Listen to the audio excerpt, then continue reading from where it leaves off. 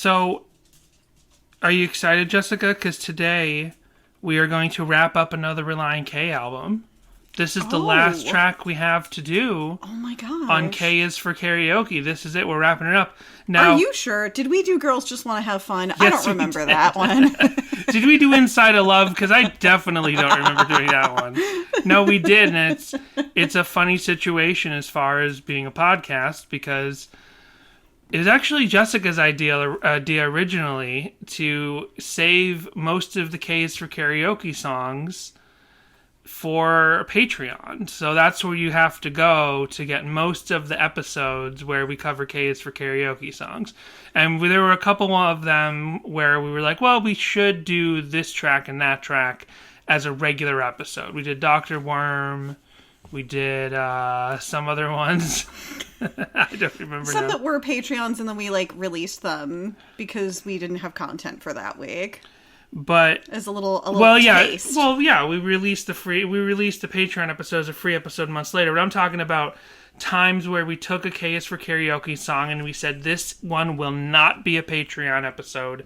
This one will be a regular, everyday, free Sadie Hawkins pod episode. So that's how we're ending this album coverage. We're ending it with your computer's very loud.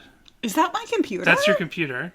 I'm over here going is the dishwasher still going? What is this? No, it's just that my laptop sounds like it's going to blow up. Do you want to pull it back a little? It's fine. It is your computer. Yeah, maybe this will be our last Case for Karaoke episode, and maybe it will be our last episode with your computer. I mean, we originally started this podcast where I had a different computer, and then a couple weeks later, that computer died. Right. If you recall. And then my new computer was too loud right out of the box. Yeah. So we originally started doing this podcast with two computers on the desk, and that ended quickly. Well, anyway, over on Patreon, when we do a proper Patreon episode, it's always the joke that we open the episode with playing a song that's kind of related to the song that we're doing, but not really tangentially as a joke. So, do you know what I'm going to pick? You know what I'm going to pick to open the song? I don't. You don't have any idea? I realize this would actually won't work because then we cut to the track in this format. That is how that works. So this is what I was going to pick.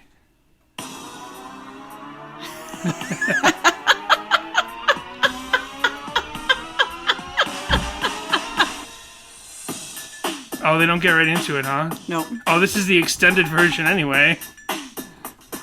Still has a little... Extended version, it's 4.5 minutes. How long is the original song? 2 minutes? I didn't think Backstreet Boys were the punk ones of the... We've talked about this. NSYNC is the punk band. Where do they say it? Come on. Almost a minute in. I'm busting out my best Darren's dance grooves over here. Well, everybody wants to get back on the street, so... I was because I was really trying to figure out, is it because we're back? Because we're doing this a little late? Everybody. Or, okay. Everybody Wants to Rule the World is the song we're doing this week. Right. And this is what it actually you just picked another song with everybody in the title. Yes. Gotcha. That's why I was not connecting it. I'm like, where do they say they want to rule the world?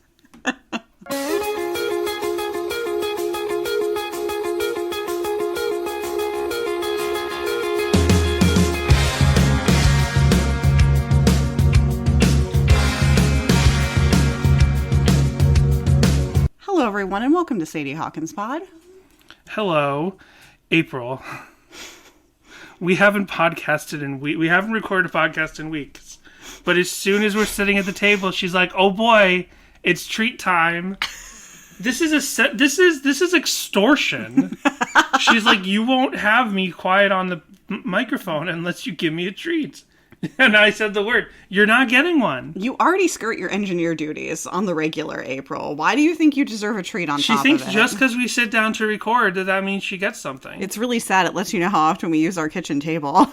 She's fully extorting us. Look at how that tail's going. She's convinced she's going to get something because I'm talking to her. Well, anyway, yes, this episode is late.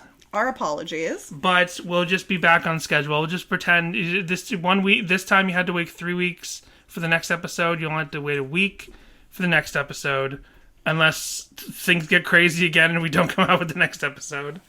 But yeah, our house is upside down. That's the problem. And we were out of town. We were out of town for Easter. We went to see Jessica's parents while she's still pregnant. That was wonderful and lovely. We recorded the episode for that week ahead of time. We had the Patreon episode recorded. And Jessica was like, we need to record one more episode because when we get home is the day the podcast is supposed to be out. And I'm like, forget it. And I was like, we'll get it done. We'll figure it out. We'll get home and we'll get it done. Nope. And of course, we got home and we were exhausted, so we did not get it done. But now we're here. Everybody wants to get some rest. That would be how I'd sing this song. Everybody wants to get some rest. But now we're here to talk about Everybody Wants to Rule the World. We do have top of the show business, but... Here we are. We're back again. Oh my God, we're back again. I can't think of any famous songs with the words rule or rule the world. There's My Evil Plan to Save the World by Five Iron Frenzy. Doesn't Lorde have a song about that? I don't know. No, Lorde has the Royals cover or something. Oh, yeah. Well, Lorde Close has enough. a cover of this song. I know, that's what made me come think up of later. Lorde. Well, anyway, we do have some top of the show business. I want to mention that Aiden S. Grant on Instagram and Aiden G on Twitter, been a follower of our show for years. We've talked with him online here and there. I can't remember if Aiden's ever left a voicemail. If he has, it's been a long time ago. But Aiden has his own podcast called The Songs That Changed You.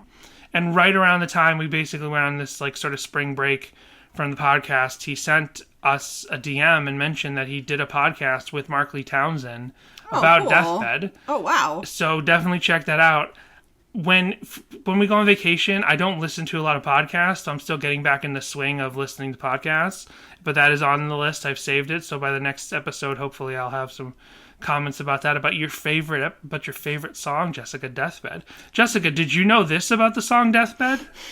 Probably I not. learned it from this podcast. I didn't learn it from our podcast. I learned it from a different podcast. And then I guess we do have voicemails, don't we? Hold on. Some of these are like almost 3 weeks old, or there might only be one. Let's find out. Yeah, there's only one. We're so well prepared this week. Patrons, don't worry, you're still also getting an episode this week. Right. No, so we only have one voicemail because I didn't archive away the previous voicemails from the previous week. So here is a voicemail from David Park. Danny and Jess, it's David from Jimmy Pod. I'm calling to weigh in on the breakfast burrito debacle. But not only, Danny, are you correct in that beans have no place in a breakfast burrito, I've never noticed that that's a Southern California thing. I grew up here, even Los Angeles specifically. But I'm with you. I ask for no beans all the time anyway. But beans have no place in any burrito. Oh, wait, no, you know what? Oh, I'm backtracking. However, I'm sort of with you on the beans and no beans in a breakfast burrito, no thanks. I thought when I called I was going to say no beans in any burrito. However, I am no rice in any burrito. That is a huge waste of space and carbs and fulfillment. I will take beans in a regular burrito. But breakfast burrito, I'm with you. I would not want it. So I can't wait until Jeff gives birth, and I will bring you guys a bunch of breakfast burritos until we find the right one. All right, bye. Ooh, yum. I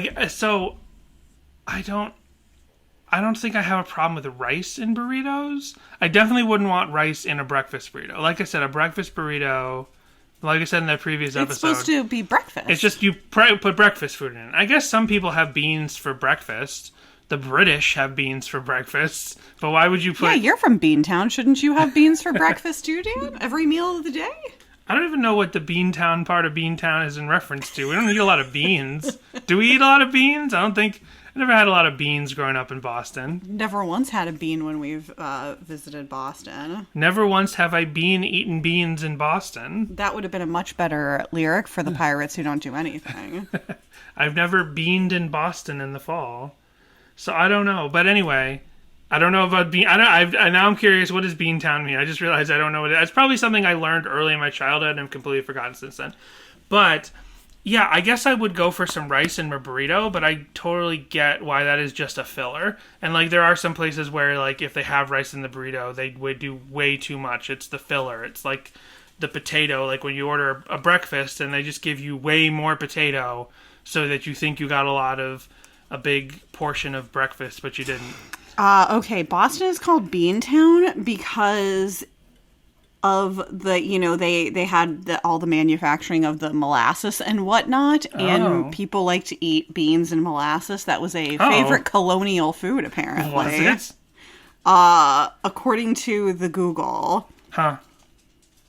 But does it say what kind of beans that you eat with molasses? Because that makes a big difference. Like, beans aren't just the kind beans. They had in colonial times. Because I'm definitely a black bean person. Like, refried beans are okay in certain situations, but I don't like refried beans in a burrito necessarily. And I know, like, most fast food burritos... This one just says that it's a regional dish of Boston baked beans. Oh, Boston baked beans, of course. But I never liked Boston. I forgot about Boston baked beans because I never ate them. I don't like baked beans. Yeah. I guess I'm not a big bean person, but I like black beans. Black beans belong in a burrito. I can have some refried beans in a burrito once in a while, and most fast food burritos are made with refried beans. But no, when it's an option like a Chipotle or anything similar, I always go for the black beans. Rice, if I have it in a burrito, there should just be a little bit. It shouldn't be a big filler. I've been going to Taco King recently. It's a chain in the Los Angeles area because there's one near my work. And they have the combo burrito, which is like 50% rice and some like pico de gallo and meat. But they also have the all meat burrito, and it's just a pile of, whatever, asada or pollo. It's just whatever. And then they have like 5 or 6 different types of pork. This is a weird thing about Taco King, is that like it's all the different Spanish words for the different cuts of pork. So I was like, some names for meat I wasn't familiar with. Like there's El Pastor, of course, and there's carnitas. But then there's all these other words. I was like, I don't know what meats these are. And there were like 6 of them. And they were all just different portions of pork. So according to Boston Magazine, Native Americans would cook their legumes centuries ago with maple syrup, venison, and corn, according to the Maine Folklore Center. Puritans took the beans, the slave trade brought us molasses, and the most common tale is that sailors and merchants passing through the region's biggest city would enjoy the quick, cheap meal to such a degree that the Beantown nickname emerged through word of mouth. By the 1880s, we had the Boston Bean Eaters baseball team, eventually known as the Braves, and in the early 1900s, a popular tourism slogan claimed, "You don't know beans until you come to Boston." I'm sure you don't. Your computer's... So, go Boston Bean Eaters. Yeah, I know. It sounds like it's... Do you have any other programs open? No. It just restarted, in fact. Okay. Well, I never ate beans most of my life. There's plenty of LL Bean. Like, there's a lot of LL Bean. Sure. Everyone I knew in high school had those LL Bean monogrammed backpacks, except for me. I did not have an LL Bean monogrammed backpack. I didn't care about that. I was too cool. You had like a busted up Jan Sport backpack with ska patches on it and punk patches, right, Dan? Of course. That's exactly what I had. I was so cool in high school. I was able to pull off exactly the aesthetic that I wanted and that I dreamed of in my head. So thanks to David for calling. I actually talked to him about this. So it's been 3 weeks since he left that voicemail, and I talked to him about it in real life because he and I went to see They Might Be Giants together. So I bought They Might Be Giants tickets 4 years ago. I bought They Might Be Giants tickets before this podcast existed. Wow. And I bought these tickets before lockdown, at my previous job before lockdown, we would get tickets, and I'd always buy the paper tickets so we can keep them, and then I would always bring them to work, and I'd look at my paper tickets and be like, looking forward to that concert in 2020. Looking forward to that. And then, like, lockdown happens, I'm like, I should bring all my important stuff home, like my concert tickets and stuff. Oh, maybe it's going to get moved back, but it'll happen. And maybe it'll get moved back to 2021, or maybe it'll get moved back to 2022, or maybe it'll get moved back to 2023. So They Might Be Giants kept moving back their tour constantly, and Los Angeles just happened to be at the end of this tour. So, like, sometimes the tour would get moved and the first dates would happen, and then COVID would strike up again and they would push it off again. So my dates got moved 4 times. My one date got moved. So Jessica was originally going to be dragged along to see the Might Be Giants with me, but now she's pregnant. She's like, I can't just stand there in the Wiltern Theater all day while I'm pregnant. And I bought floor tickets, and they don't have seats on the floor. I'm like, we could go up to the balcony, but I could have bought those cheaper tickets 4 years ago. So Jessica was like, you have to take someone else. So I invited David Park because I was like, hey, Jimmy Eat World mentions that They Might Be... He didn't even know They Might Be Giants that well at all. Like, actually, when we were at that particular show, I think there were 3 songs. He was like, oh, I know this one. And one of them he knew because Jimmy Eat World references the song Don't Let's Start in another song. So I was like, hey, so this is like research for your podcast that also happens to be ending right now. Because they also just finished all the Jimmy Eat World songs. Gotcha. Yeah, I have reached the swollen feet and ankles phase of pregnancy, and I was definitely like, ooh, I don't think standing for like 3 hours, 4 hours is gonna happen right now. Well, they didn't have an opener, so so you're just complaining for nothing. No, it still would have been like 3 hours. So I talked to him about that voicemail, and he's like, I meant rice. I think I said rice, and he did say rice. I don't know. I like rice in a burrito, but like I said, it's got to be very little. But just beans and rice, breakfast burrito, no. It's just, would you have rice for breakfast? I guess some people culturally do have rice for breakfast, but you want just breakfast in a breakfast burrito. Just cereal, fruit. That's all you need in a breakfast burrito. So, anyway, do you have any top of the show business? What's going on with you? Oh, I don't think so. Come on, tell the people what you're up to. Just getting back to work and that sort of thing. Well, we are getting the apartment prepped for the baby. Right. Well, that's like I was mentioning before. Yeah, Danny's been on a tear. I've been on a tear because our cabinets, we're pack rats.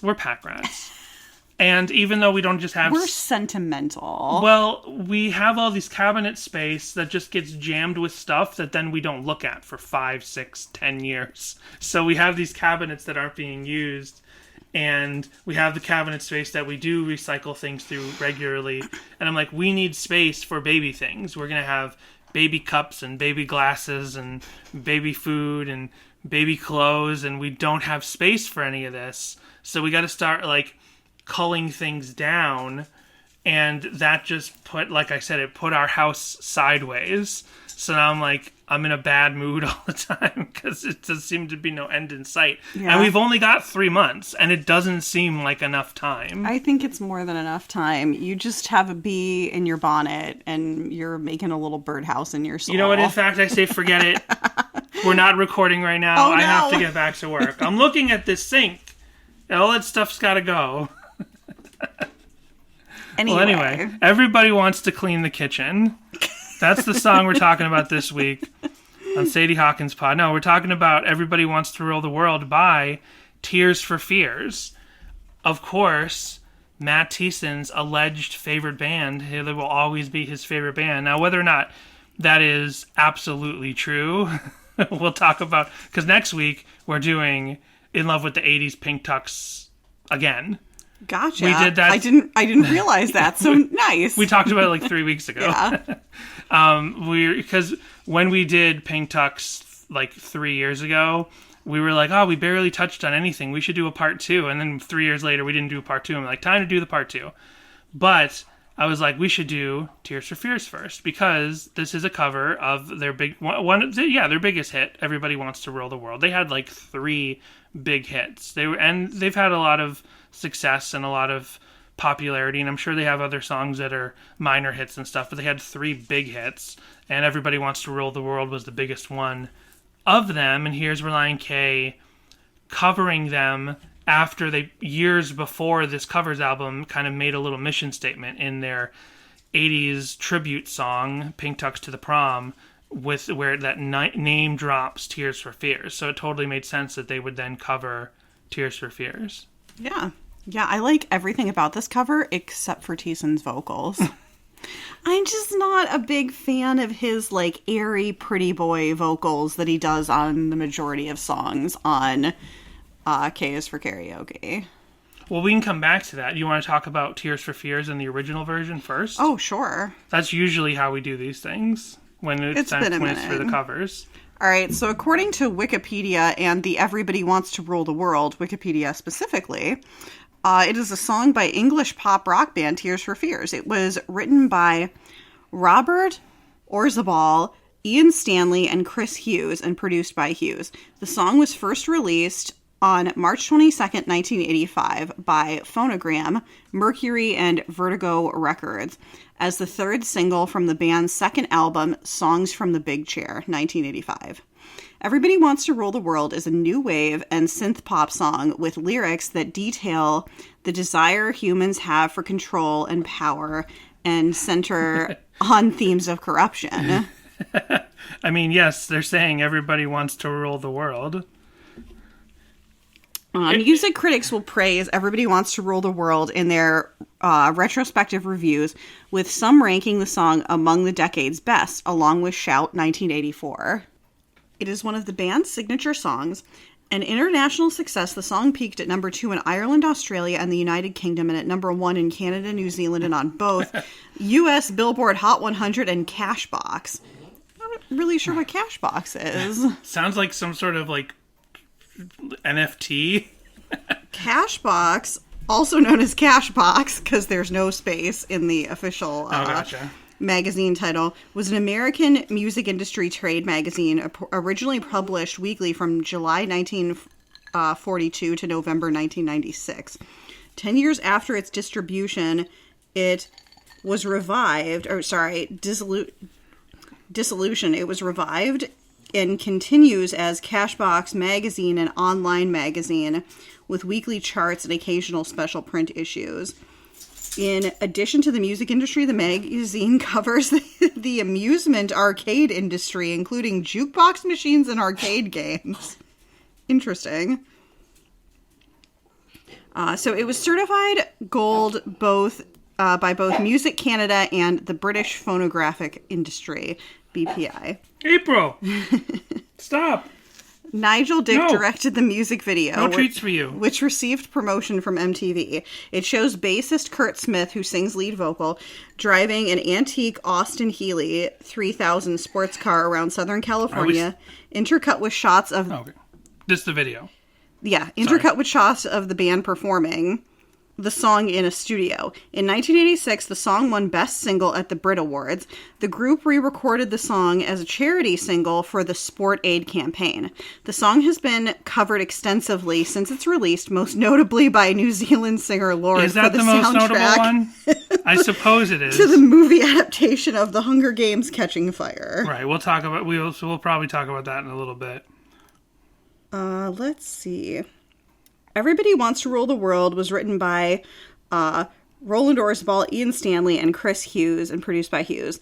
The song was a last-minute addition during recording sessions of Songs from the Big Chair. The decision to include the song in the album came from Orzabal playing 2 chords on his acoustic guitar for Hughes. It was recorded in 2 weeks and added as the final track on the album.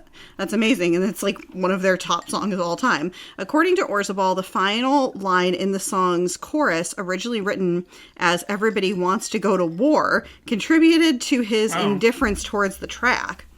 In an interview with Mix Magazine, Hughes said that as a piece of recording history, the song is bland as hell. Wow. Orzabal's unimpressed reaction to the track during their songwriting sessions prompted Hughes to convince him to record it in a calculated effort to garner American chart success. Oh, I guess we just like bland things, apparently. After completing their sessions at 6 p.m., USA. they would spend an hour reviewing each recording many times. This helped Orzabal to create the song's guitar figure and change its title. Orzabal acknowledged that the shuffle beat used in the song was alien to their way of writing music, stating it was jolly rather than square and rigid in the manner of shout, but it continued to the process of becoming more extrovert. Yes, so I haven't listened to a lot of Tears for Fears, but what I have listened to as I tried to just check out some deeper cuts, is they are a little bit more dark overall. Like their musical style is a little bit more dark, and this song there was something sorry. I had to pick something up.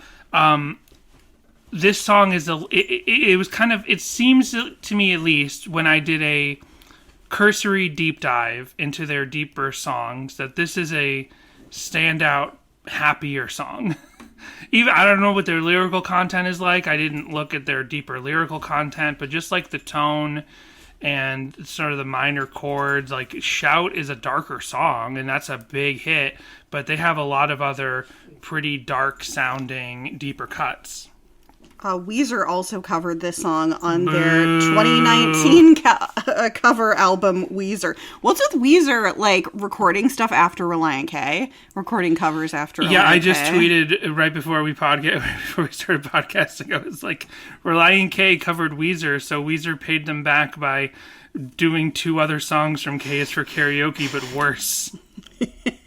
Because then I looked into it, and the Teal album, that's what it's called, the Teal album, is not very long. It's only like 9 songs, and I've checked it out a little bit. It's just like, and I'm not a like I hate new Weezer guy, but I don't like the Teal album. Like, it's just so flat. The production seems to be, I don't want to say overproduced. Is that where they have 3 songs about how much they love records? No, that's like one of their, that's like one of their newer albums. That's like one of those season albums or OK Human or something. No, This is the Teal album. It's all covers of 80s songs. You remember the whole Africa thing? We talked about it. Well, that's right. Africa's an episode that we did as a regular episode and not behind the paywall. But when we talked about the whole Weezer Africa thing, I guess we're going to have to listen to Weezer's version of Everybody Wants to Rule the World. Yeah, we'll listen to it for a second. It's just the production is so bland, and it's funny because I feel like Relient K, canonically is known to be Tears for Fears fans, right? Or Matt Thiessen, at least, is sort of like put that in part of like the lore of the band. When you put it in the lyrics, you make it an inscrutable piece of band lore because people will pay attention to your lyrics more than they pay attention to the CD booklet or interviews. So people forever will associate Relient K on some level with Tears for Fears. So for them to do this cover makes a lot of sense. But I just have the feeling that like there's a lot of love in Relient K's cover, which I will talk about more later. But there's a lot of love in Relient K's cover. And there doesn't feel to be that same love in Weezer's cover. Well, they might really like the song, and they might really respect it, and maybe they actually do love it. That love does not come across in Weezer's cover. Weezer's cover is very limp. It's very lifeless. It's very much the lesser of all major covers of the song. I'm just looking at... So there was we were going through the deluxe edition of It's actually really funny that you say that. I'm sorry to interrupt you for a second because one of my notes is that there's more personality in the original version's vocals. And I'm just talking about the vocals. I'm not talking about the rest of the production. I'm not talking about the guitars or anything else. I guess we'll just talk about the Relient K cover. I was trying to keep it to like the format, but it doesn't need to be. It's our closing K is for Karaoke episode. We can do whatever we want. So my feeling on the Relient K cover is that I really, really like it. It's fun. It feels like this is a song that they really love and that they know how to play, which is funny because they've never played it live that I saw. When I went to Setlist FM, I discovered that Relient K had a tour in 2003 called the Everybody Wants to Rule the World Tour, but I could not find... And yet they did not play this song. I don't think so. And the opening night of that tour, at least according to Setlist FM's record of it, was in Worcester, Massachusetts. 100% I was at that show. I don't remember it. I don't remember. I've forgotten more Relient K shows from the times of Brian and the band than, whatever, than I remember. But I know for a fact that I was at that show. I just don't specifically remember it. But I don't remember it being called today Everybody Wants to Rule the World tour. And yeah, they didn't cover it. I didn't find any YouTube videos, and I didn't find any examples on Setlist FM that they had covered this song. I mean, it's a little 2003 is a little early for Setlist FM. Those, when you get really early, it tends to be a little iffy because you're just going off of memory. And only one of the shows listed on the tour, the Everybody Wants to Rule the World tour, only one of the shows actually had songs listed. Because sometimes Setlist FM, when you get that early, it'll just say what the dates were, but it doesn't know what songs were played. So it's funny that Relient K doesn't seem to have played this song live a lot. Or if they have, it just was never, recorded by the internet. And I don't record it on actually recorded what they're doing on stage or written down somewhere that it happened. But... Well, you have synth, right? You have synth, piano, that sort of thing. Maybe it's because, Thiessen wasn't doing a lot of the piano stuff at that early on. Right. So maybe it just wasn't practical. Even with the release of this album, they didn't start doing it. They did Africa so much. Yeah. They did Here Comes My Girl a bunch. There's a lot of covers on this that they did. There's a lot of the covers from Case for Karaoke that they did throughout the tour for Case for Karaoke and leading up to it. They did Cake, The Distance, a bunch before this album. When you watch the Listening Party YouTube videos, which we might check out, where the guys are sitting in a pool and being like, hey, we got a new record coming out. Here's the songs we did. This song by this band, and they play a clip. And that song by that band, and they play another clip. They'll give you little tidbits of information about some of the songs. And sometimes they'll be like, this is a song we played all the time, 5 years ago. This is a song we used to play all the time just a couple years ago. And then some of them they recorded and started playing for the tour. But Everyone Wants to Rule the World doesn't seem like it became a live staple for them. But that being said, musically, I think this is a great cover. I think they knocked up the tempo just a touch. I don't think you need to make a nightcore of this because I think they just sped it up a little bit from the regular beat. And we've talked about with Case for Karaoke how there's only a handful of songs on this covers album that are transformed covers, like Baby and Girls Just Want to Have Fun. Those are covers that they have transformed. They have transformed from the original forms. Right. Most of the covers on K is for Karaoke are kind of like, for lack of better word, traceovers, where they're doing the song exactly as it would be on sheet music, but just using their own guitar tonality, their own, mixing and their own instrumentation decisions. But most of the songs on K is for Karaoke are done by the letter. This is in that category where they're just kind of doing it by the letter, but just subtle changes. Sped it up just a little bit. It's fun where the original is a synth pop song, so there's a lot of electronic instrumentation in it, especially for 80s synth pop new wave. And here it's all electric guitars, bass, drums, some keyboard, but not overbearingly new wavy synth pop keyboards. It feels like a very organic guitar based rock song in a way that the original is. The original, to the credit, and like a lot of 80s bands, what we're trying to say here, like a lot of 80s synth pop bands, you can't be like, oh, this is just electronic garbage. When people are bad-mouthing pop nowadays, and they're like, oh, this is just electronic garbage. Well, so much rock in the 80s was electronic-based. It was all synth-based, electronic elements, electronic production. But those still have a feeling of organicness, which is also probably true for just how you actually made synth and electronic-based music back then. It actually took a lot of... you didn't just type it into a computer. You actually had to have, diodes and, wiring that would conduct electricity to create certain sounds. So there was actually a certain amount of scientific consideration and real work behind it. It's not like just opening a laptop and typing in, like, I want it to be in this key and this is the beat, and then outputting a song. So more electronic songs in the 80s would still have a feeling of organic nature. So this original Tears for Fears song has that feeling of organicness, even though musically, production-wise, there's so much electronic elements behind it. Relient K here has just like taken this song and taken its organic nature and just reflected that on the outside with this very organic bass, drums, guitar, rock sound. And it's really good. I really love the sound. I agree that I think we're on record as Thiessen's vocal takes got more and more breathy throughout the late 2000s. That kind of evened out with Air for Free, where he kind of found a middle ground for that. So we like the Air for Free vocals better. But yeah, the post, it was just starting with Forget Not Slow Down. No, Forget Not Slow Down is perfect because it's like the scratch vocals. Yeah. But like K is for Karaoke and Collapsible Lung and a lot of the live videos from this time. It's documented that in that time he was working on his vocals a lot, and I personally don't think he needed to. Yeah, I don't think he needed to either. But I think during the time he was working on it, I don't go for those lyrics, that vocal take that he had, that sort of more breathy, higher register thing. But it all evened out great in Air for Free. But yeah, I agree.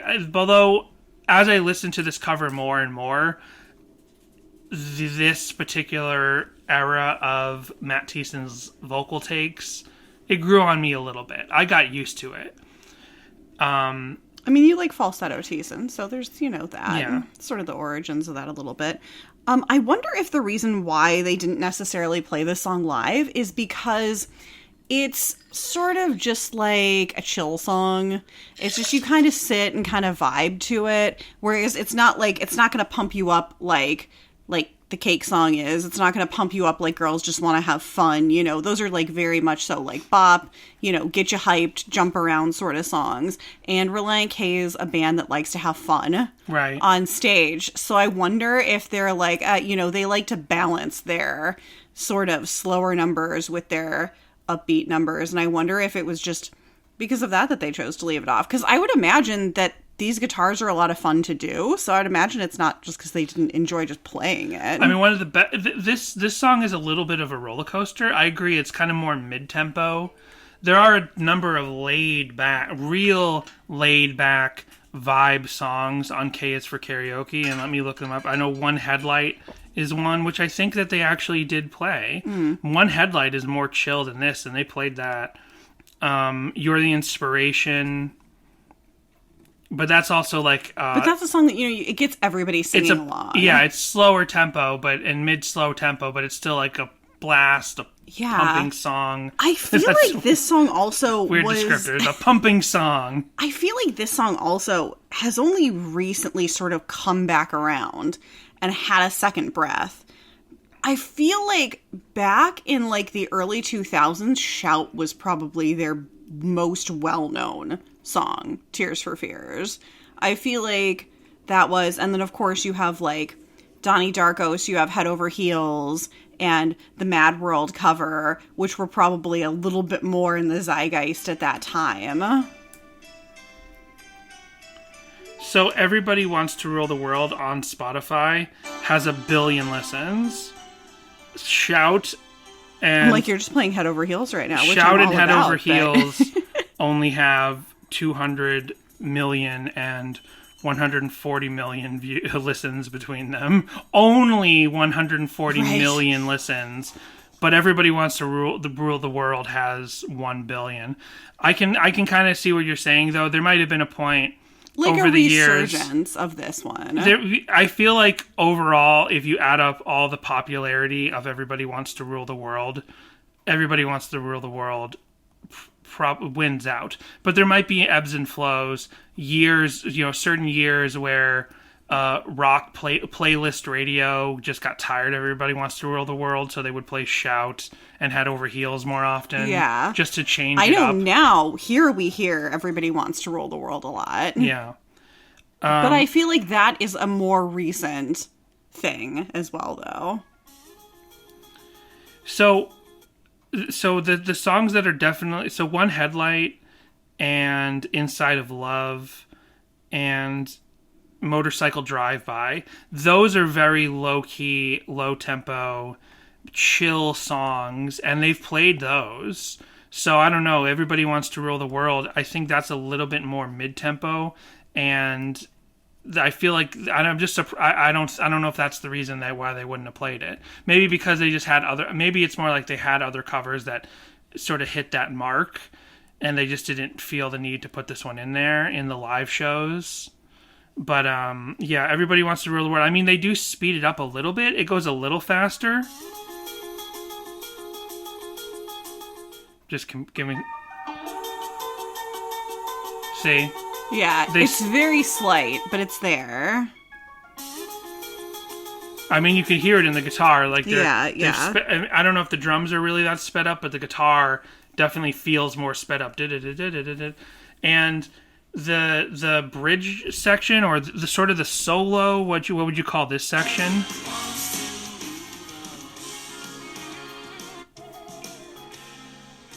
That's not it.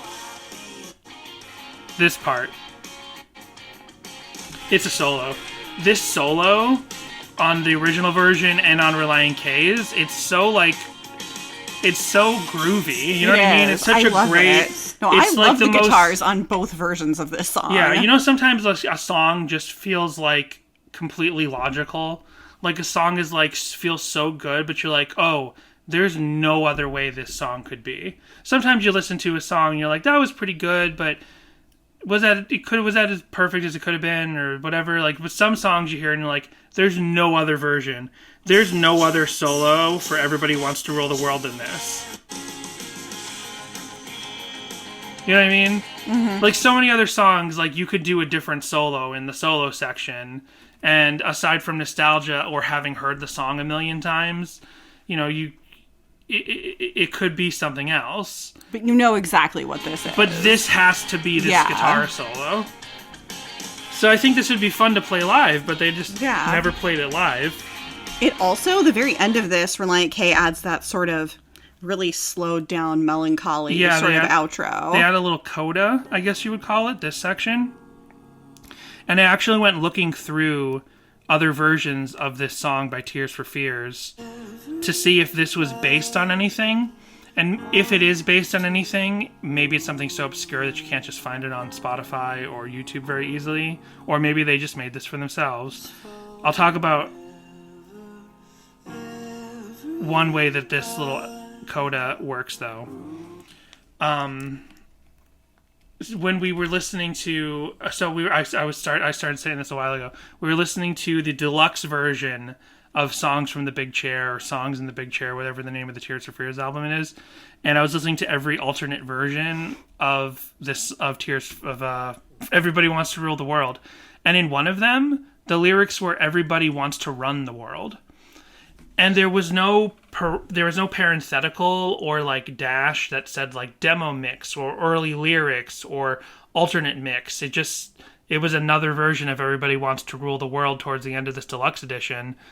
And for some reason he said everybody wants to run the world. So then it's interesting to hear that one of the original lyrics was everybody wants to go to war.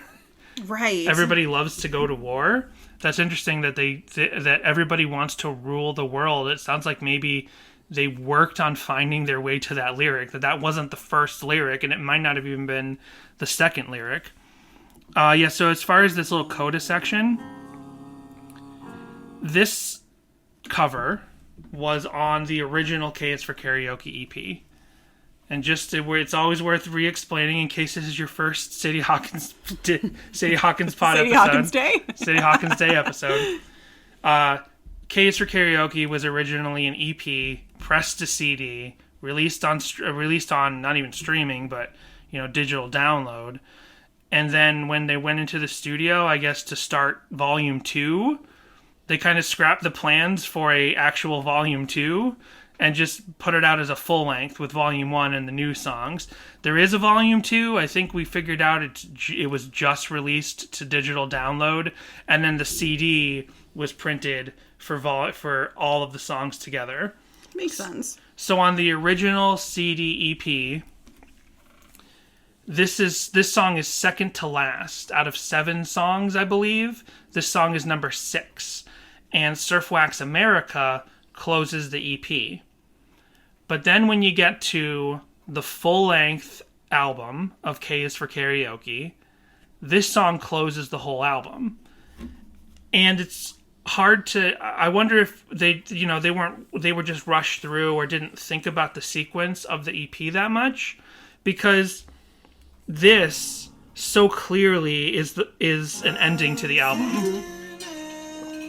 To finish playing one of the most like beloved 80s rock songs, a song that's canonically mentioned in your band's lyrics, and then close it with this little solo contemplative piano melancholy section. This is clearly how you end this album if you have these songs already together and you're sequencing after the fact. It's hard to think though that it would go from this, because I did the experiment, like on the EP you're listening to this,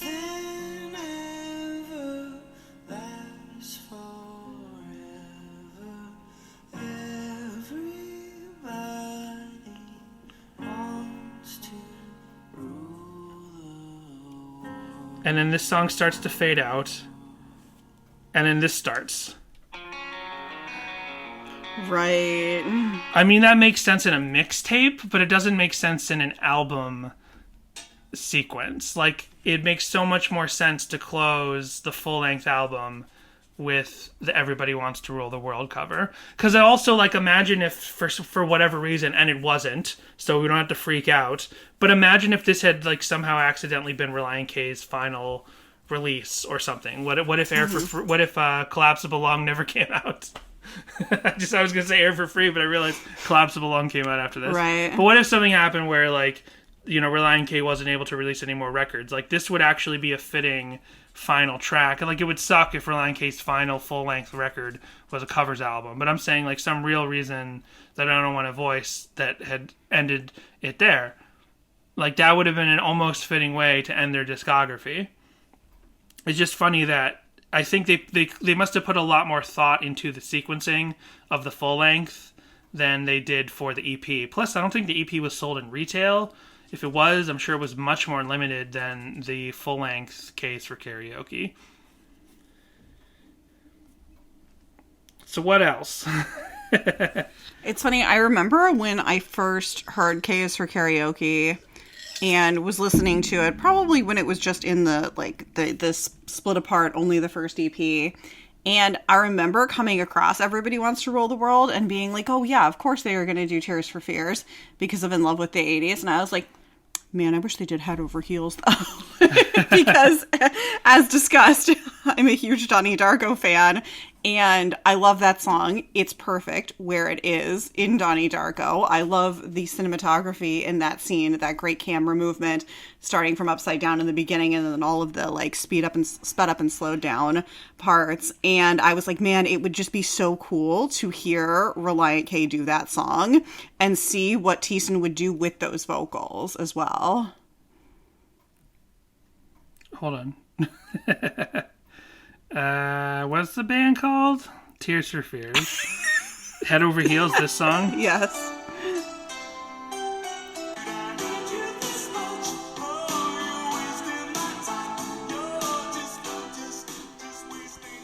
Because if anything, that sort of breathy, you know, more airy thing that Thiessen does with his vocals, I think would work a little better here. Right. I'm happy with them covering Everybody Wants to Rule the World. But, like, I like that they took Everybody Wants to Rule the World and they sped it up just a little bit. Mm-hmm. Like, they made it a nightcore, and like I said, they took the more organic rock elements. Like,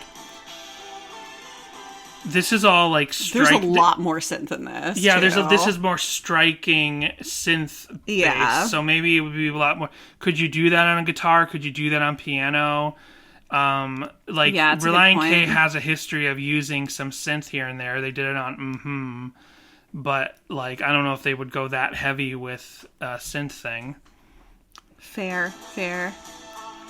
I mean, I don't know. Are there any rock covers. Let's head over heels. I mean, I could totally see how you could do it, like, on a Punk Goes 80s sort of a thing, you know? ABBA has a song called Head Over Heels. That's not it. The Go-Go's have a song called Head Over Heels. Oh, yeah. They have a famous song called Head Over Heels. Oh, yeah. Oh, Alanis Morissette has Head Over Feet. But nobody's got any rockin' cover. Nobody's got any the Kyoto, the cacao. What are they called? The Cockatoo Twins. I know they're another '80s band. Oh well. Yeah. There's no like Tears for Fears covers. Huh. Well, speaking of Tears for Fears covers, are you ready to take our break? Oh, and then get into deep dive. Maybe this is why they didn't do it. Oh no, this is from Volume 3. Oh no, this is from 2. What is this from, Danny? You'll recognize the voice in a second. This is something you would know. Oh, maybe you don't know from screen to from the screen to your stereo part 2.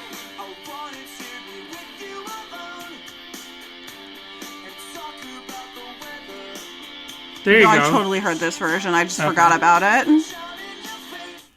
Oh, there you go.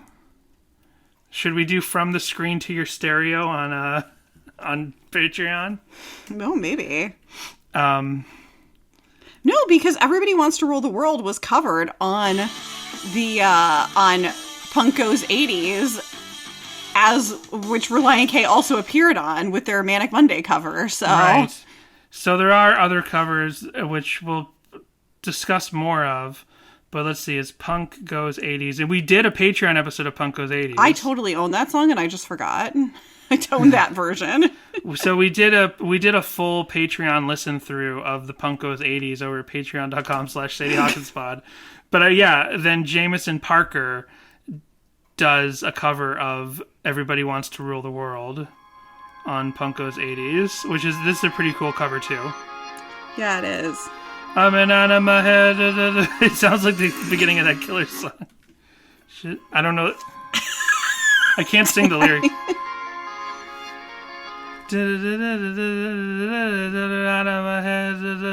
I can't sing the Killers this song. We know which song you're referencing, Dan. Not this one. This one. So let's do a mashup of Mr. Brightside with. Oh boy. Whenever the Killers come on the radio, Jessica always changes the channel because she doesn't. He's got that breathy voice and she doesn't like it.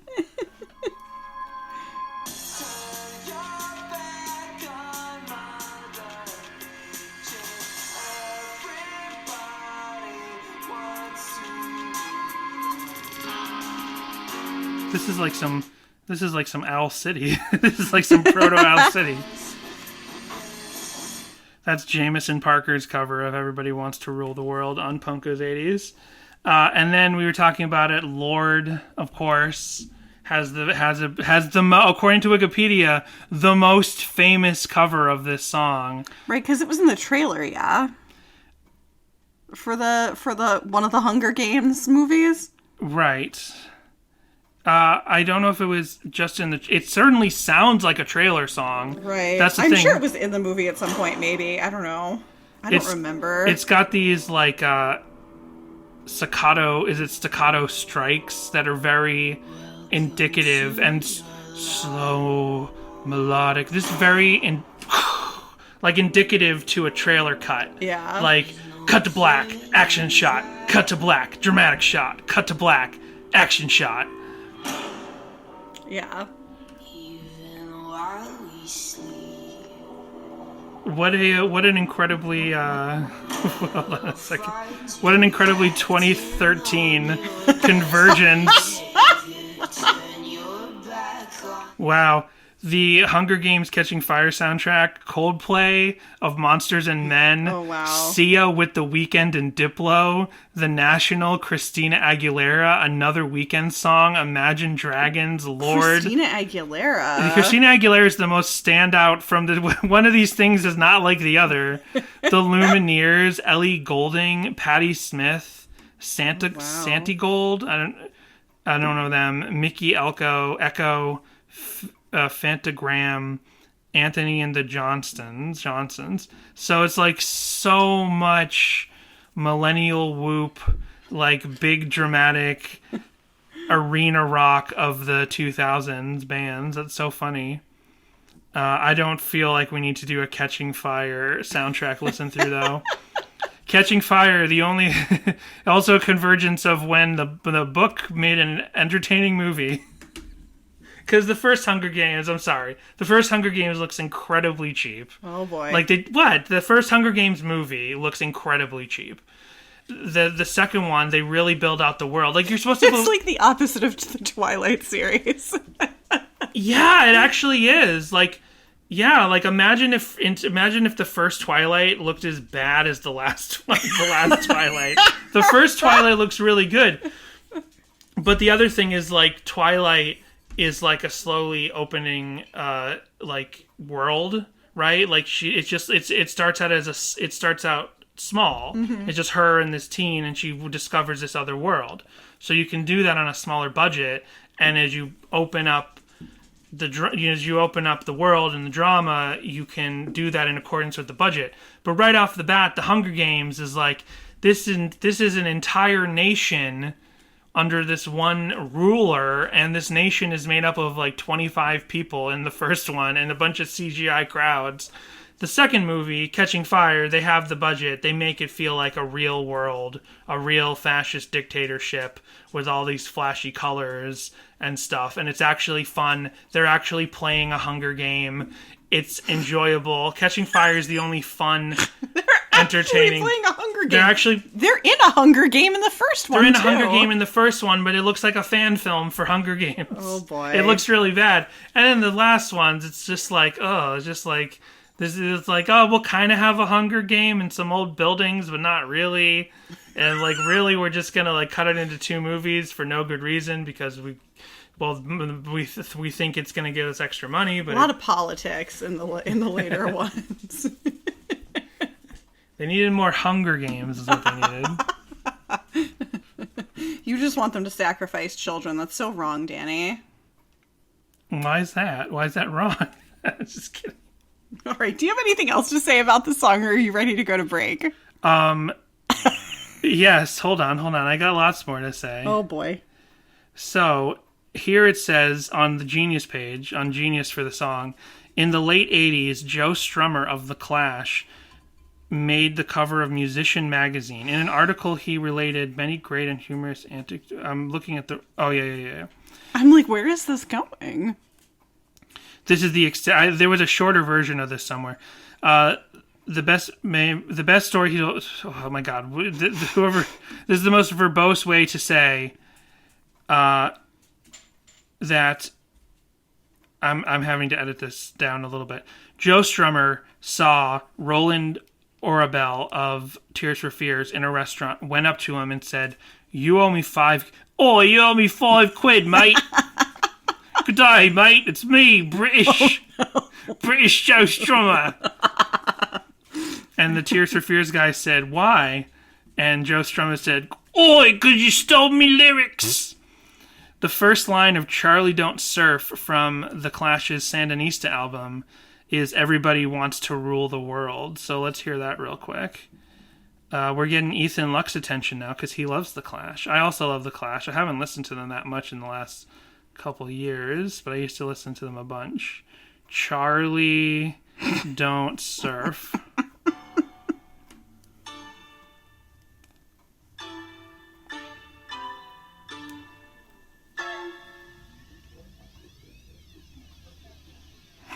Wow, I love this experimental Clash song. Well, that's what Sandinista is like. It's a lot of like half-baked and experimental tracks.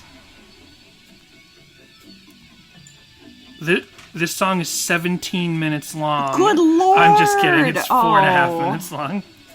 But we're already 30 seconds in. I really doubt that Tears for Fears heard this lyric and stole it. They could not have gotten through this first 36 seconds.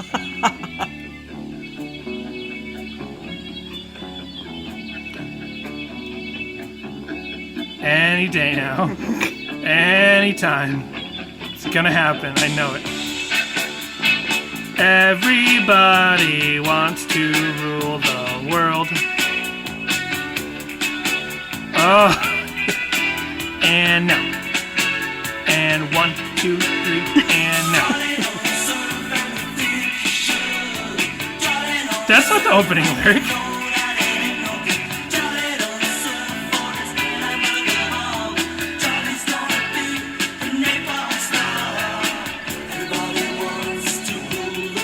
There you go. That's not even the opening line. It comes in at 1 minute and 20 seconds into this 4-minute song. So I had my punk friend Jeff. He was the best man at our wedding. I know you know that. I'm just saying this. Mm-hmm. He also loved The Clash. I'm laughing because you referred to him as your punk friend, Jeff. We used to listen to The Clash all the time, taking car rides in the car to places. And one time I made a mix CD that I gave to him, and I gave him a song from Sandinista, and he's like, "What song is this?" I'm like, "It's from Sandinista, that album we never listened to, because it's over long." But there is also another song that's just like Everybody Wants to Rule the World. It's basically the same message. What? It's this.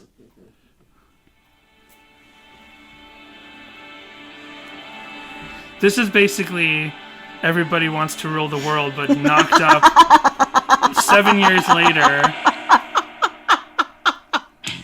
Hell yeah. It's the same thing. It's about how everybody wants to rule the world. You take a mortal man and put him in control. Watch him become a god, and he rules the world. And Charlie doesn't serve. It's just, I was thinking of that when you were talking about what the song's about, according to the interviews. It's like how he's like regular people. Regular people become corrupt when they want to rule the world. That's what Dave Mustaine was warning us about in 1992, when George Bush Sr. was into power. Anyway, with that, we're going to go ahead and take our break.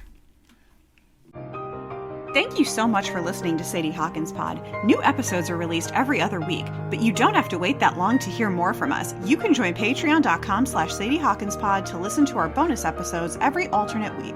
When you sign up, you'll get access to years of backlog episodes, including our discussions of the songs from Relient K for Karaoke, every chapter of the book, The Complex Infrastructure, known as The Female Mind, as well as other projects and features from members of Relient K. You'll also have access to live streams of us watching fan content on YouTube and many other topics. When you sign up, you'll receive a welcome letter with guitar picks and stickers, and by making a lifetime contribution of $60, you'll be eligible to earn a special Patreon-exclusive shirt. You'll also get thanked on every episode, like our current patrons, who include Charity, Samantha H. number 1, Samantha H. number 2, Matthew, Bjorn, Emily, Isaac, Kindle, Joshua, Daniel, Jay, Michael, Jimmy Eat Pod, This Might Be a Podcast, Tucker, and Brady. Even if you don't want to sign up for the Patreon, you can still join the conversation by contacting us with your thoughts on this episode, your corrections, and your Relient K memories at our voicemail line 402-95-SADIE, or by sending an email to sadiehawkinspod@gmail.com. You can also visit our socials, Instagram, Twitter, and TikTok, which are all at Sadie Hawkins Pod, where you can see the visuals we discuss on the podcast each week. And on Facebook, search for Sadie Hawkins Group to discuss our show and Relient K. There aren't a lot of guarantees in life, but I can guarantee one thing. It's very hard to think of what to say at the end of these ad reads. True. short deep dive this week. It Unfortunately, was Clinton who was coming into power in 1992. Unfortunately, I didn't come across anything that like any sort of interviews or clips of, snippets of Thiessen saying anything about Tears for Fears. But I do have I don't know if it's a blog or just like a general article site, but it's called Popservations, and this was published on July 3rd, 2011. As I've been on something of a Tears for Fears kick recently, Relient K's new cover of Everybody Wants to Rule the World just hit at the right time. Plus, the original single reached its #1 chart peak in June 1985. So I'm certain I'm not alone in associating the song's driving beat with good summer vibes, helped in part by its road trip video. Lyrically, of course, it's not exactly the cheeriest of messages, but that's a trick of some of the best pop music. Relient K's redo of Everybody Wants to Rule the World appears on their new Is for Karaoke EP. In addition to Tears for Fears, the band also covers Cyndi Lauper, Tom Petty, and the Heartbreakers, Justin Bieber, They Might Be Giants, Gnarls Barkley, and Weezer on the release. The Canton, Ohio band keeps things pretty faithful on the Tears for Fears front, quickening the tempo just a hair or two. The big change is a turn toward the wistful at the song's end, as if to say, okay, so I'm ruling the world, now what?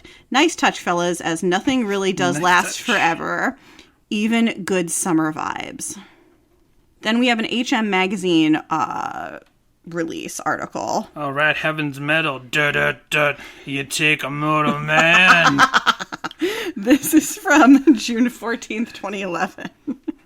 By Doug Van Pleet.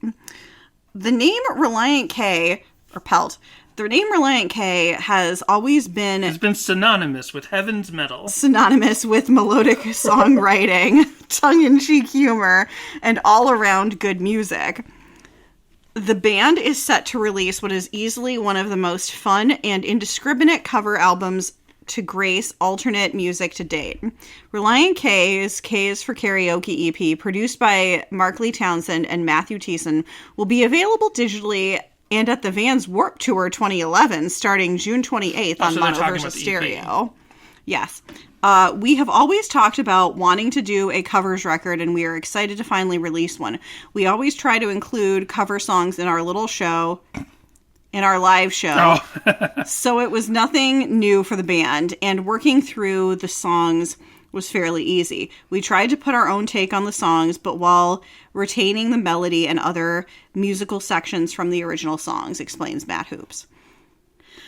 K is for Karaoke EP tracks. 1, Girls Just Want to Have Fun. 2, Here Comes My Girl. 3, Baby. 4, Dr. Worm. 5, Crazy. 6, Everybody Wants to Rule the World. 7, Surf Wax America. The song selection is intentionally all over the map. Hopefully there is something for everyone. A few of the songs are 80s throwbacks. Several are influential songs that we love, and some are just meant to be funny. Many of the songs that we chose to record are songs that we've played live over the past few years, such as Girls Just Want to Have Fun, Surf Wax America, and Crazy. We had a lot of fun recording and putting these songs together, and I'm really happy with how everything turned out. That sounds familiar. I'm sure we've probably gone over this But before. behind the paywall. This Right. is the first time you've read it for free, probably. Possibly. You can hear clips of each of the songs from the 7-song EP, along with intros for each song from Thiessen, Hoops, and Ethan Luck in a video exclusively at www.facebook.com/RelientK. It's not that exclusive because it is on the Mono vs. Stereo YouTube channel. You want to hear? Let's hear that real quick, since this is Catch the band on their third stint on the longest running tour in America, the Vans Warped Tour, now in its 17th year, kicking off on June 24th in Dallas, Texas. Look for the band to release a full K's for Karaoke album on October 4th in stores and digitally. I can't wait, and I can't wait to find out how they're enjoying Warped Tour. So here is the little. The video. Relient K is for Karaoke listening party. I don't know how much we've talked about this in front of the paywall. It's a little video directed by, it says directed by Ethan Luck, music produced by Mark Lee Townsend and Matt Thiessen. It says from the forthcoming EP, 2011, Mono vs. Stereo. It's on the Mono vs. Stereo YouTube channel, uploaded June 14th, 2011. And they do not give much of an explanation of this song. A lot of the other songs, they'll be like, yeah, this is a song we used to play live all the time, and like, here's a song, this one's my dad's favorite, and here's a song that gives me strange sexual powers. But nope. Instead, this is all Matt Hoops has to say about this particular cover we're talking about today. Check out this Tears for Fears song that we covered. It's called Splish Splash. I was taking it back.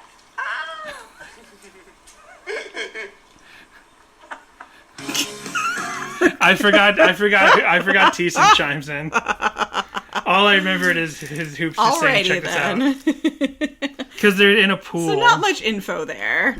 Splish Splash, I was taking a bath. They should have covered that song. I was about to say, Joe Strummer, not to speak ill of the dead, but he's like, hey, Tears for Fears, you stole my line from like way, way into the back of that song. Like, no one would actually think they were stealing your song. But he took, it's not Splish Splash, I was taking a bath. It's Won't You Let Me Take You on a Sea Cruise. The Clash, we learned the word, what's it called? Co-opted? Interpolated. The Clash interpolated, Won't You Let Me Take You on a Sea Cruise.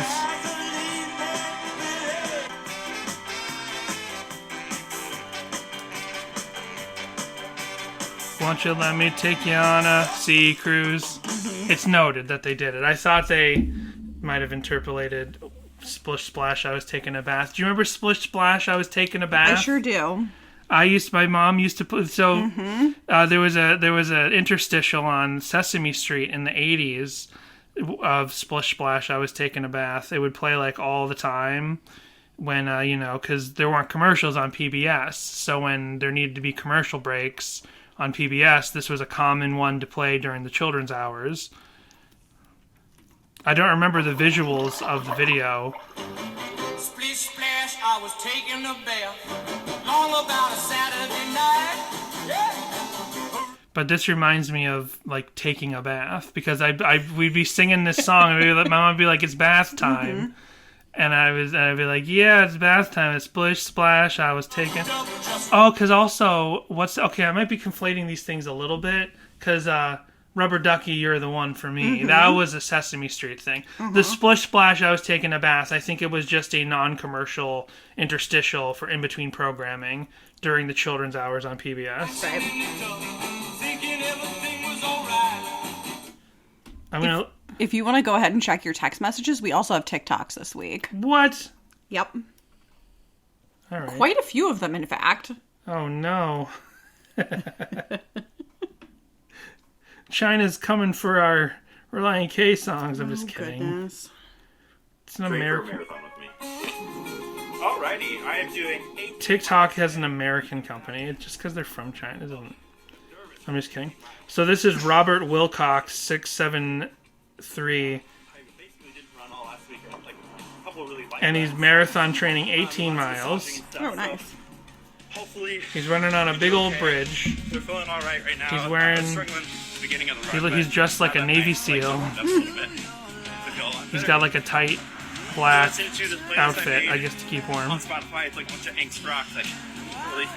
Oh, and he's like, go to the link in my bio. I got my running playlist. It's got Relient K and red jumpsuit apparatus. And nice. That's very cool. There's 12. Were there more than 12 when you looked in it? No. Okay. That's a bunch for Relient K, though. Usually we get like 3. So here's more sports. Lots of people like to do sports. This is a swimmer. This is a swimming thing. This is someone's doing like competition style swimming. It's not a competition, but they're training. And the writing is in Spanish, so I can't tell you what they're doing. Nice. But this is uploaded by Gabriella Russacord. Anyway, Fire Blooms says this one. So this is uploaded by Prismata Splata? P-R-I-S. So, okay, starting again. P-R-I-S-M-S-A-T-P-L-A-Y. This is from 2020, and this is some sort of, like, I guess some sort of material that you put between some glass and bake it in there. Oh, interesting. It's like a gray material. Oh, or was it? Oh, it's little flowers. So it's like flower. It's like blooming flower art inside panes of glass. I don't think Very they're real. cool. Are they real flowers? Well, whatever it's called a fire bloom. So I'm guessing it's some sort of chemical reaction between these panes of glass, and it creates this cool looking art. That's very cool. Then some skateboarding. Josh Taylor 2492 is just doing some slow-mo skateboarding. And he's landed. And someone should arrest him because skateboarding is for hooligans. All of them hooligans. So, here, last one. Well, there's more, but here's the last one. This is Human Bean Casey. Human Bean, as in Boston Beantown, or you don't put beans in a breakfast burrito. Human Bean Casey. And Casey is just standing there in the kitchen, wearing some sort of wizard shirt. I can't tell. Alrighty. Looking kind of forlorn, looking at the camera like, what's up? And then the text on screen says, look at history.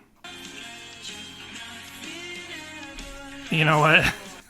Some very bad takes can follow someone telling you to look at history. Oh, some perfectly reasonable ones can happen. Oh no! And some really bad ones. So let's hope for the best. Oh no! Out of Human Being Casey. Killing doesn't fix this. Stop it. Yes. Killing is wrong. Yes. I don't know what they're talking about specifically. It just says it's not our place to take a life. I don't know what particular things they're talking about. 2020. So, this would be right around the George Floyd stuff. So I'm guessing it has to do with that. Very good. Okay. Very good. You just never know when someone's like, look at history. Right. Good take, though. All right, Dan, what do you have for us this week? Well, let's see. We covered a lot of stuff already that I had. The listening party video, the some of the other covers. We already played Jameson Parker. We already played Lord. There is this other cover. There's no... Oh, we didn't do Weezer yet. Yeah, so we'll play Weezer. And there's only There's 2 YouTube videos that directly reference the Relient K cover. One is this one-person multi-track a cappella where he cites Relient K as the inspiration for doing it. And it's not an inspiration for You're the Inspiration by Chicago, but let's see. This is uploaded by Matthew Thompson 11 years ago. And it's just Matthew Thompson multi-tracking his own complex a cappella. And it's almost like a Brady Bunch split screen. Right. And on each one, he's telling you what instrument he's playing in that particular video. Hi-hat, snare, kick, bass, vocals, acoustic, and other vocals. Welcome to your life. There's no turning. And it says Matthew Thompson doing an a cappella cover of Everybody Wants to Rule the World by Tears for Fears, parentheses, Relient K version. I got my inspiration from Mike Tompkins. So far, there's nothing particular that's Relient K-ish, unless we go and listen for the outro. Everybody wants to say that she'll never need it. One headline, why believe it?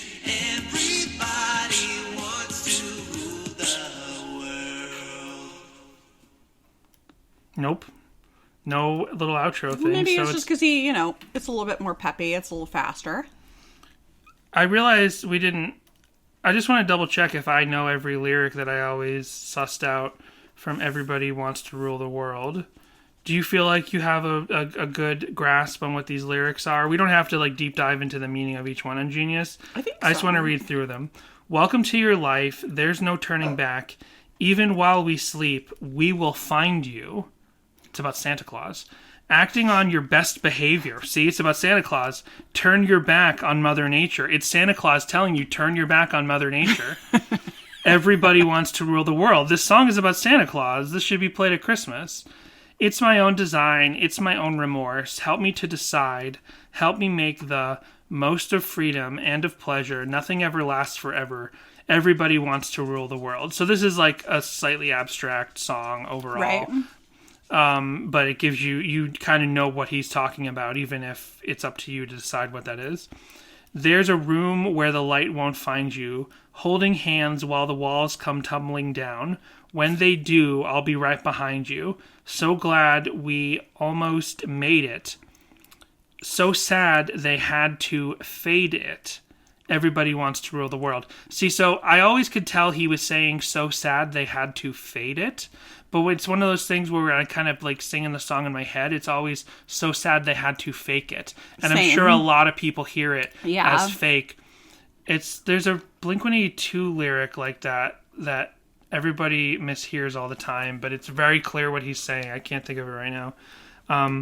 I can't stand this indecision, married with the lack of vision. Everybody wants to rule the say that you'll never, never, never, never need it. I always thought it might have been like leave it or something. One headline, why believe it? And that's why I wanted to double check the lyrics, because Tompkins' acapella cover there, it kind of sounded like he was saying one headlight. He might have said one headline, but I was like, one headlight is another song they covered on this album. Right. But it's one headline, and I could never tell that he was saying one headline. One headline, why believe it? Everybody wants to rule the world. All for freedom and for pleasure. Nothing ever lasts forever. Everybody wants to rule the world. This is definitely a song that once I heard the Relient K version, I could suss out more of the lyrics. Right. I was hoping to figure out... Oh, well. I can't figure out the Blink-182 thing I was thinking of. Because I'm thinking about Tears for Fears. So now that we got all that... So we got that out of the way. And we listened to the acapella. There is one FMV set very specifically to clips of MCU television shows from 7 years ago, from 2016. Oh no, there's some... Well, sure, because Wanda's married, but with a lack of the Vision being around, so... So there's Agent Carter. Oh, nice. Agent Carter, Agents of S.H.I.E.L.D., the Daredevil folks, the all the Netflix shows. Right. But it opened with a couple shots of some of the movies and Avengers, but it was like, hey, All the Avengers are pre-Disney happening, Plus. but meanwhile, these guys want to rule the world too. Sure. The TV guys Right. want to rule the world too. It's just an FMV. It's very well edited. Good clips being used, not too many mouth movements. You don't want too many dialogue scenes during an FMV or an AMV. Very nicely constructed video that I did not give credit to because they don't deserve it. No, I just forgot. This is uploaded by the Vooz Jews. VOOJOOZE. So that's all the Relient K-ish type stuff. So we'll end on the Weezer cover. But before we get there, here's an interesting cover I found. This is Ted Yoder playing this on a hammered dulcimer. A hammered dulcimer.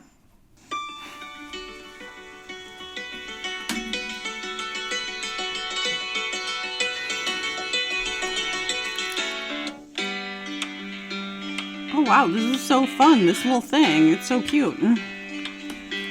See, I guess I never knew it was called a dulcimer. I've probably heard that before. But it's like a string instrument.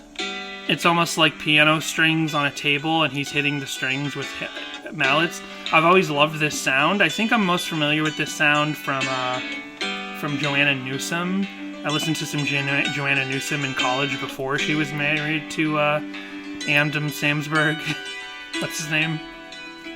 I had Andy something. Samberg. I had Samberg. a smaller version of an instrument that looked like this, but that you played with a pick as a child. But it had a similar sound and looked like that, but tinier. Critically acclaimed musician Ted Yoder is widely considered the Bella Fleck of the hammered dulcimer. What a claim! I have no idea what that means. I know Bella Fleck and the Flecktones is not a ska band, despite the name. Ted is a national hammered dulcimer champion. He released... That is... I think that's uncommon for a musician in the top of their game to be called a champion.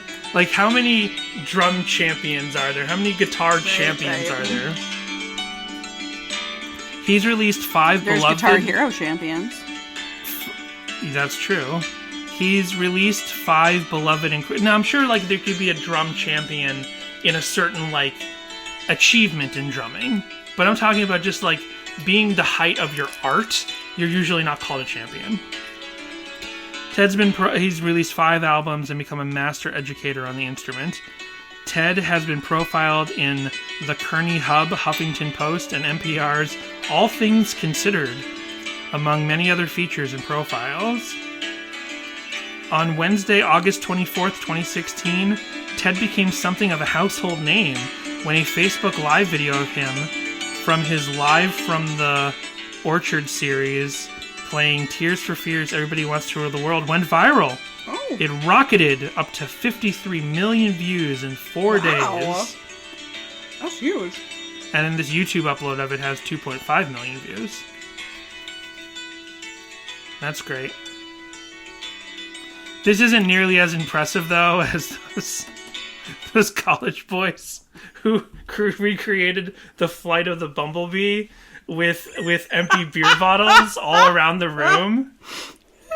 That's more impressive. I mean, I'm sure it takes a lot of skill to play the hammered dulcimer, but flight of the bumblebee bottles. It's one of the important videos, so I don't know what it's actually called. Here it is. It's called Flight of the Bumblebee on 101 Bottles, uploaded by Com O'Regan. It has almost 10 million views.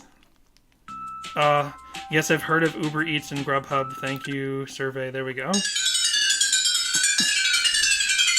I just kind of always assumed they were college boys because they kind of just look like college boys. Right. But the fact that they're in a house filled with 100 beer bottles.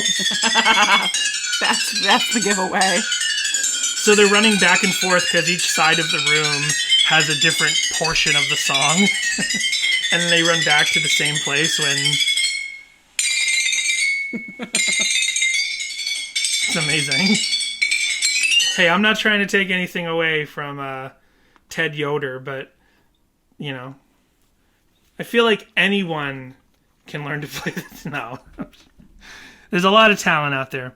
Here's one other fun cover. This is Gabriella Quadevo. After this Old Spice ad. This is Tears for Fears, Everybody Wants to Rule the World. This is a very beautiful sounding acoustic cover, very rich. You know, we hear a lot of acoustic covers of Relient K songs on this podcast, but, like, you know, it's usually hobby. You know, I don't mean to disparage anybody, but it's usually kind of people just trying something out, people kind of hobbying on guitar. This is very clearly like a super talented guitar player doing a Tears for Fears cover.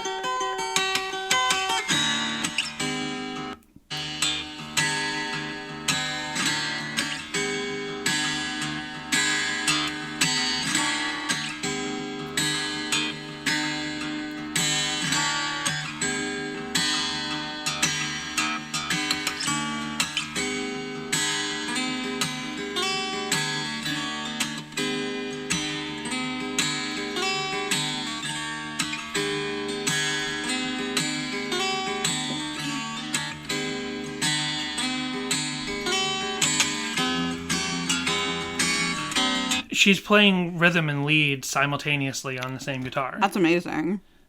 And this is only, I just realized this was only uploaded 3 weeks ago. Oh, wow. If we had done this song, well, no, if we'd done this episode when I planned to, it still would have existed, but it didn't exist when we last did an episode.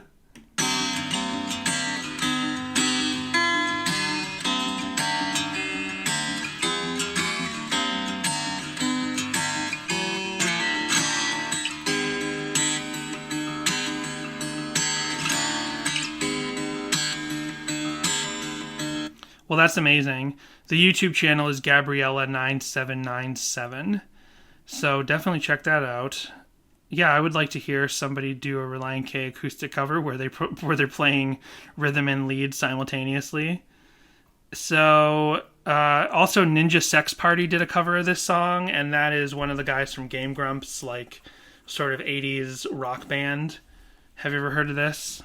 I know I've made you listen to some Game Grumps related music before.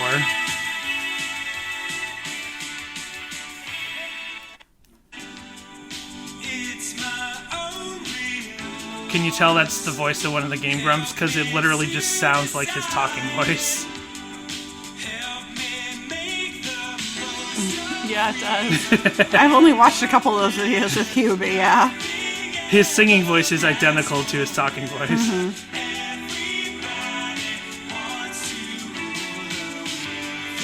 And it's funny because Ninja Sex Party, in the title of the video, they just called themselves NSP because they probably got like YouTube stupid algorithms. They're probably like, oh, well, this is obviously a porno video, so you've been age restricted.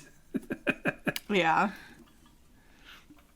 So now that all the good stuff's out of the way, let's listen to Weezer. Let's listen to this. So, would anyone else like a bite of banality? I would. So when Marge goes to be in the play, and she's like, I brought peanut butter brownies for everybody. I don't know why it's funny she brings peanut butter brownies. So I would like to know, what was the deal behind the scenes? Has this been sussed out? Have any music journalists figured this out? Was the Africa Kid, was it all a scam? Was it a scam? Because, like, after they record Africa and, what's the other one they did? They did another Toto song, Joanna. What's the other one? Not Hold the Line. What's the Toto song that's a girl's name? I can't look on my phone because this is playing on YouTube.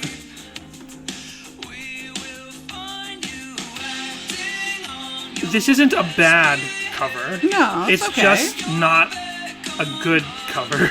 It actually sounds better when you're not listening to it in headphones, which I think is just indicative of the fact that Weezer's production is really meant for like the most mass consumption. It's meant to be heard like over radios and speakers in grocery stores and the tiny speakers on a phone. It's not really meant to be heard on like high fidelity headphones where I was listening to it earlier. So Rosanna. Okay. So I didn't have my conspiracy hat on when we did our Africa episode, but that kid starts the Twitter account asking Weezer to please cover Africa. And then they were like, we're finally going to do it. We're going to cover Toto. And then they release a cover of Rosanna. It's a joke. Then a week or two later, they released the cover of Africa.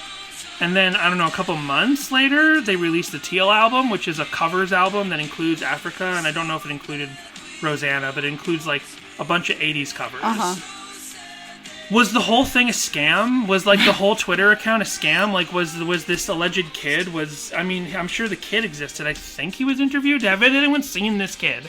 The Weezer Africa kid. Was he real? This is the first time hearing of this. You didn't know that this was the whole story? I swear we talked about it in our Africa episode, but that was like 2 years ago.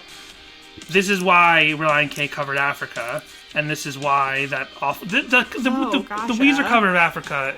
The Weezer cover of Africa, I hate it. I really don't like it. Oh no. Again, it's not like the worst thing ever. It's like just a non-entertaining movie.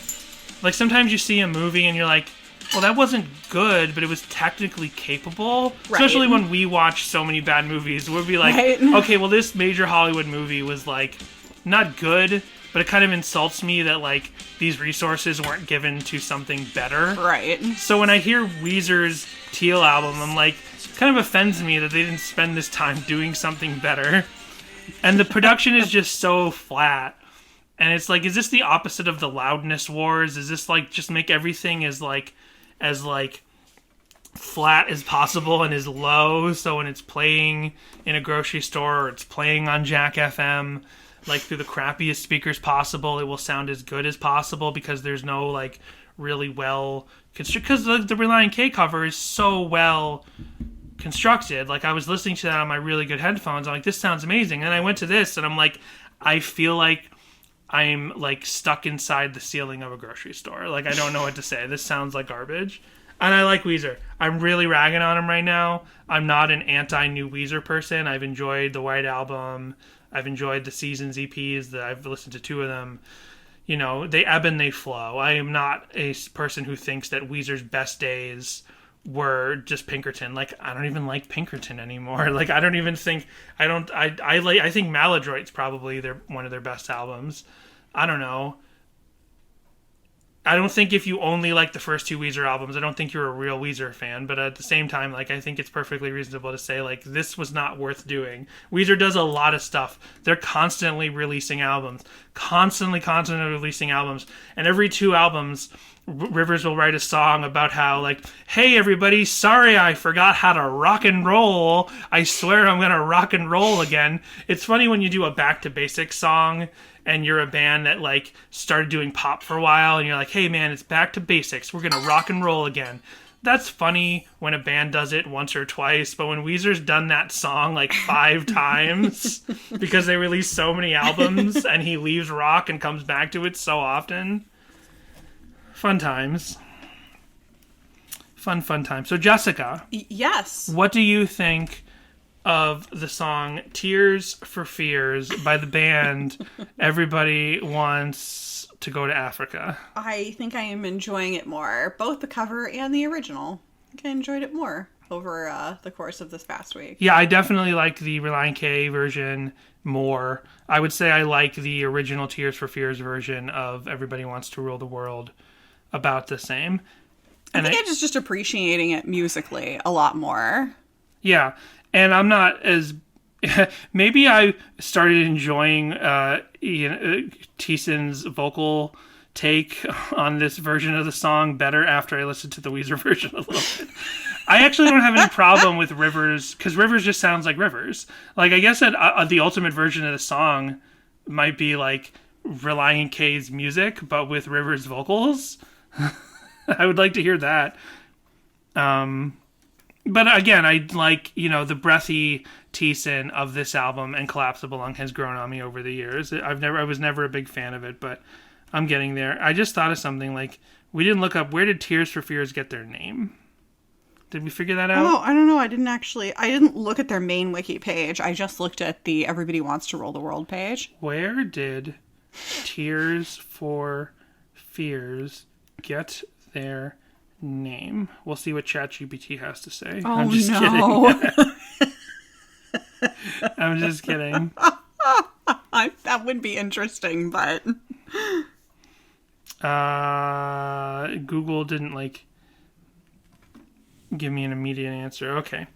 The name Tears for Fears was inspired by primal therapy developed by American psychologist Arthur Janov, which gained tremendous publicity after John Lennon became Janov's patient in 1970. Interesting. Jinx. So, yeah. You learn something new every day. You sure do. You learn something new every day. Well, don't you out there have tears and feel no fears, because we will be back now in just 1 week. You don't have to wait another 2 weeks. You already had to wait 3 weeks for this episode, so we will be back with In Love with the 80s, Pink Tux to the Prom, Whose Prom, My Prom, Skateboarding Down the Way by Relient K. Next week, part 2. Follow up to the episode from 45 years ago. Thank you all for listening. Stay safe and healthy out there.